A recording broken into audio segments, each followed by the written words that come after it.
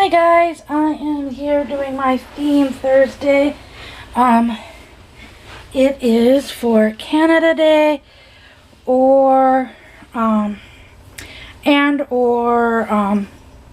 even think, 4th of July, Independence Day. I just had like a major brain malfunction there. I could not find any Canada clothes. I had some at one point and I don't know what happened to them. And really all I could find was these two onesies. I have Andreas sitting over there. I've already dressed him, and I'm going to dress Caitlin. And as you can see, Caitlin's had some modifications. I need to get this glue off her head. I don't know what kind of glue they used. It's not E6000, I can tell you that. So I think it's almost like a tacky glue. So hopefully it shouldn't be too hard to get it off of her head. Some spots it almost feels like just like plain Elmer's glue. So I'm gonna need to get the glue off her head. And I did pierce her ears. I don't know if you can see that. So she does have little earrings now, and then there you can see how shiny it is from the glue. But I am going to dress her in this little onesie that I have. His says, I love the USA, and hers is going to be, I love to sparkle. And I thought I'd give you guys a little update on my father. Last week, my mother and father went and spoke with the neurologist. None of us are really happy about how things played out. 3 weeks ago, we found out from my dad's psychologist that it was cancer, but we weren't told what kind of cancer and what grade the cancer was. So my parents waited and waited and waited 2 weeks, heard absolutely nothing. So my mom was talking to the psychologist's secretary, and the psychologist's secretary is like, you haven't heard anything from the neurologist yet? You know, you really should have heard something by now. And so she goes, you know, I can't tell you what to do, but if it were me, I would be calling and making a stink. So my mom did just that. On a Friday on her lunch break, she called the neurologist's office and left a message that she wasn't happy. And basically, by the time she got home from work, my dad said that the neurologist had called him and said that it was stage 3 brain cancer. Now, the reason why everybody's so mad about it is this doctor sat on that news for 2 weeks that we know of. I mean, it could have been longer. And never bothered to call and make an appointment and let my parents know what was going on. So I guess I told my mom I was not thrilled with this doctor. I was very angry. That I'm like, you know, if it was benign, to me, if it was benign, the delay would make a little more sense, because I would feel that the doctor was actually notifying patients that were in like stage 3, stage 4, where it was pretty serious. And so my parents saw him on Wednesday, and I mean, the good news out of it is my dad has decided he's going to go ahead and do treatment. When they removed the tumor, they removed the majority of it. There was still some that the neurologist couldn't get all out. As well as being the majority is out, it is a faster growing cancer, but the doctor basically said if he did absolutely nothing, he'd probably have about a year.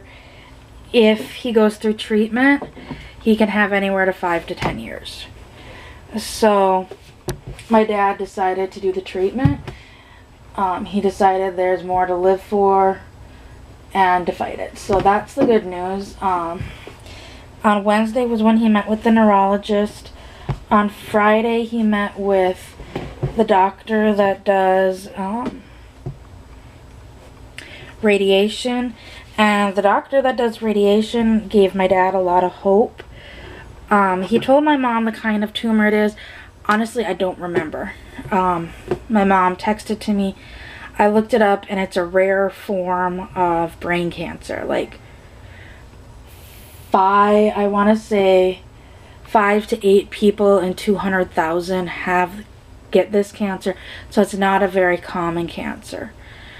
Or it's a 200 to, basically 250,000 to 500,000 people. 5 to 8 people have it in that grouping, whatever you want to call it. So it's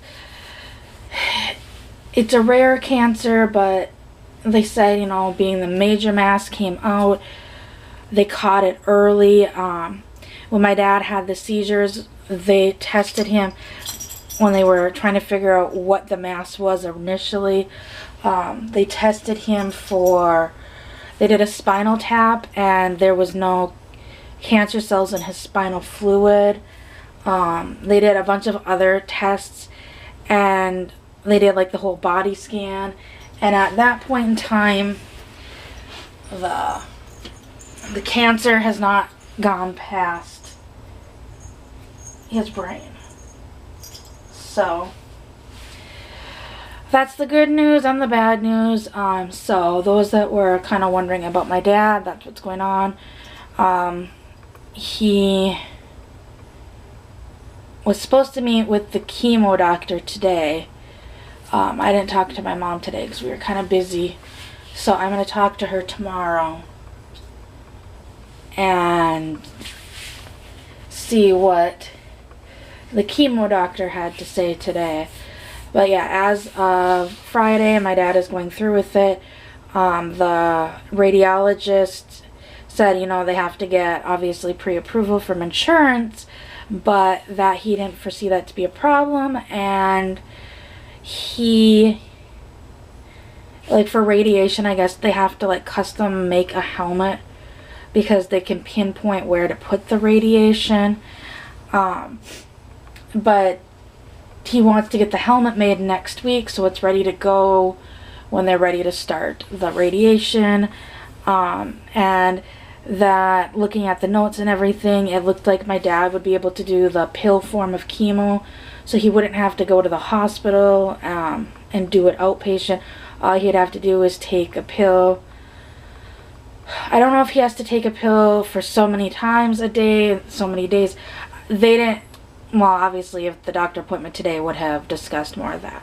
But the radiation doctor said that looking at everything, it looked like my dad was a candidate for the methotrexate version instead of the IV, where they, like, you have to be inpatient for that. And, like, over a 6-hour period, they pump the chemo into your body. And that one my dad did not want to do. He's like, if I have to be tied down to a bed, no. So, that's the update on my father. I know it was kind of a downer update for the 4th of July, but I had a few people ask me why I did the 4th of July and Canada Day kind of early. The reason why is because Canada Day is on Saturday, and the 4th of July is next Tuesday. And honestly, for me, the 4th of July, we are going to be so busy. My daughter's T-ball, she plays softball, and her softball / T-ball, they play T-ball. It's T-ball with a softball.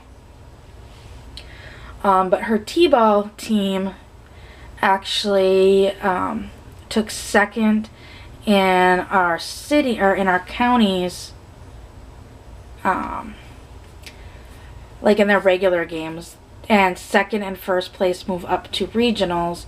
So on the 4th of July, we're going to be playing softball at regionals.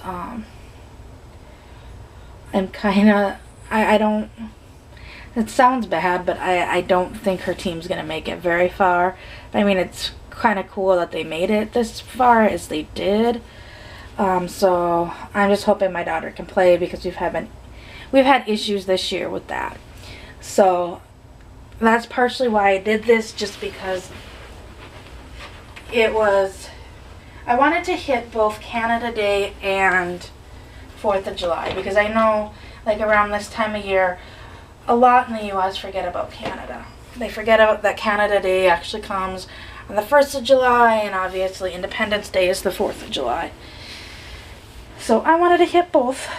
And then if you live outside the U.S., somebody asked me that, and if you live outside the U.S., just do red, white, and blue, or red and white, or any combination. If you want to do blue and red, just the U.S.'s colors are red, white, and blue, and Canada's colors are red and white. So even if you just wanted to do those colors.